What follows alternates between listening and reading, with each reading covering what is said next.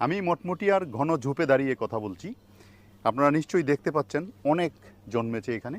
এটাকে বলা হয় মটমটিয়া, বৈজ্ঞানিক নাম হচ্ছে লিপিয়া এলবা। আমি আগে এই উদ্ভিদ নিয়ে কথা বলেছিলাম, এই উদ্ভিদের ঔষধি গুণ নিয়ে কথা বলেছিলাম, এর পাতা চায়ের লিকারের সাথে কিভাবে একটা চমৎকার চা তৈরি করা যায় সেটা নিয়েও কথা বলেছিলাম। যাই হোক, আজকে এর অন্য একটা গুণ নিয়ে আপনাদের সাথে কথা বলবো।